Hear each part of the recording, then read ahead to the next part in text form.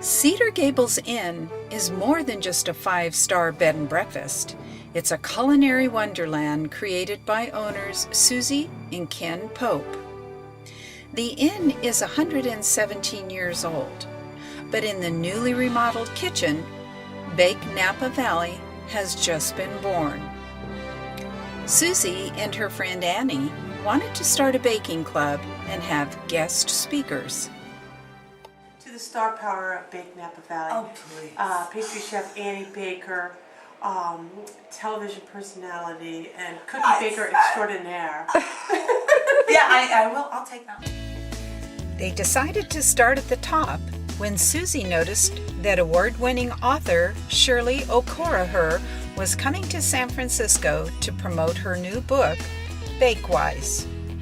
Susie sent Shirley an email asking if she would be willing to stay at the inn for 2 nights in exchange for meeting the members of the club, eating the recipes from her book, and answering their questions.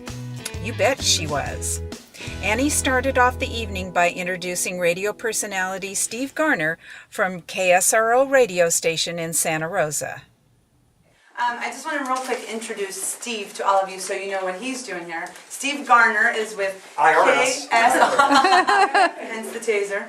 KSRO 1350 AM News Talk, and he has a talk show that he does with Chef John Ash, and it's every Saturday evening? Yep, Saturday morning. Saturday morning, sorry. Close enough. And he found out about our group, and he was wondering if you didn't mind, all of you, if he graced our presence and he kind of stood here, listened to our questions. You know, when we're going to be sitting in the other room once we grab food to taste, we're going to be able to ask Shirley questions about our recipes, and he is going to be the one who's going to, you know, be near you. He's not going to shove this in your face, but he's going to be near you, and then he's going to walk over to Shirley so he can get the answer, and then snippets of this may make it to the show. I interviewed Shirley today for an hour at the station, and what I'm going to do is intervene questions and answers from you guys to make a complete show. So it shows that not only is she that okay with a everybody? media Yeah. celebrity, Okay. but she's actually a real baking teacher too.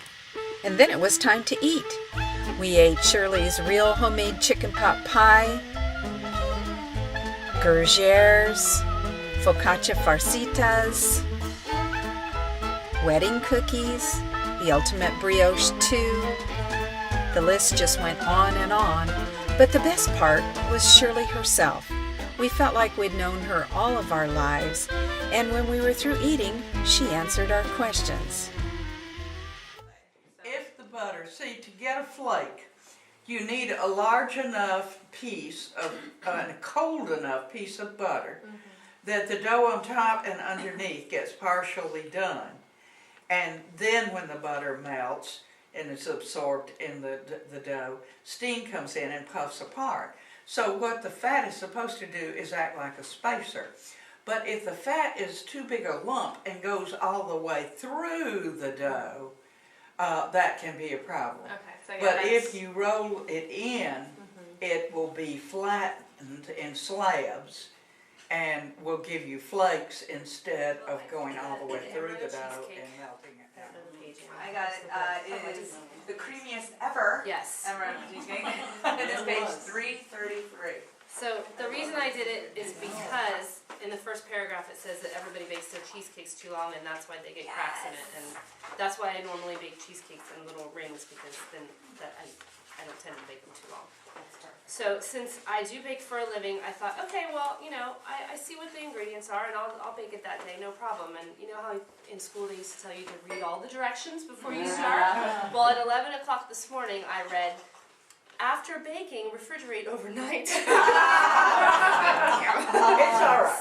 right. But I did. Other than that, I followed all the directions really well, and We'll keep you. I just thought it was very cool that after 45 minutes in the oven, you turn the oven off and let it sit there for an hour in the oven. So I guess that's just to cool it a little slowly. Well, it's to allow it to finish cooking through. Right. Because see, cheesecake is the most deceptive thing in all of cooking.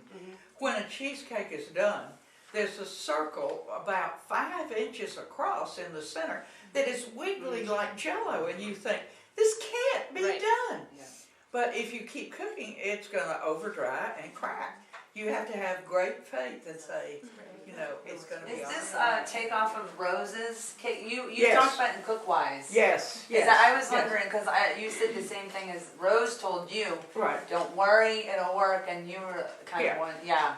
And I still, to this day, when it's stayed in the oven, it's time, and it's ready to go in the refrigerator, and it shakes so, I think, it can't possibly be done, you can't possibly, and I have to force myself to go on and put it in the refrigerator, and Yes. sure enough, it is done. That was the creamiest, that was That was the very creamiest good. I've ever Very had. nice. It's very good. That was phenomenal.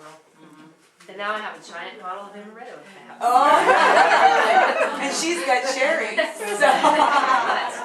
And which do you think makes a better cake, or do you think it matters, like the creamy Now, method or the other way? bakers feel passionate about the method of their preference. And Flo Breaker loves the creaming method.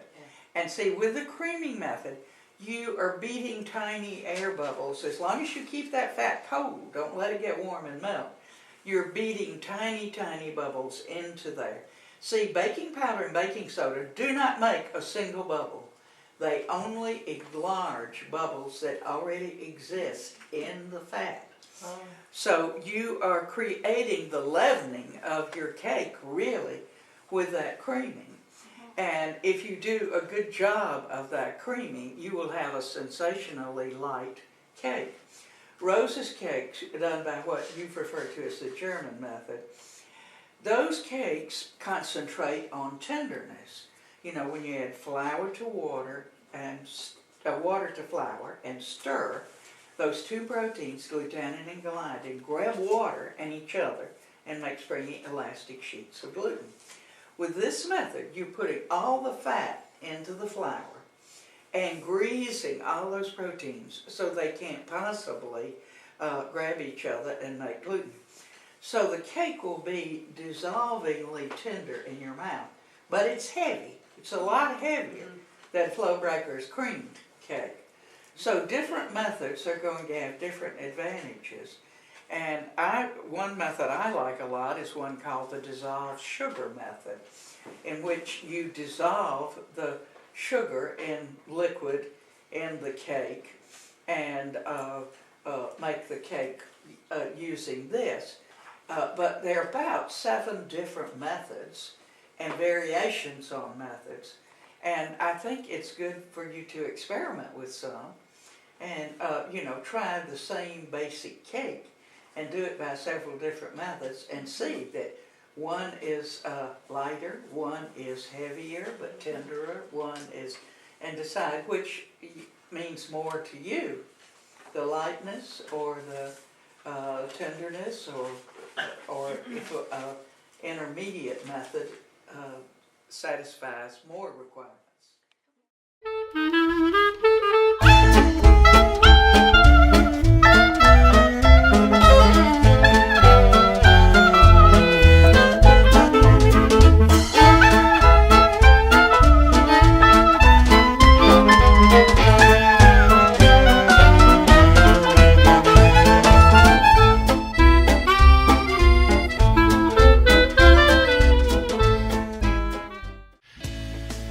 So thanks, Shirley. It was an evening we'll remember all of our lives. But it left me wondering, what's for breakfast? Oh.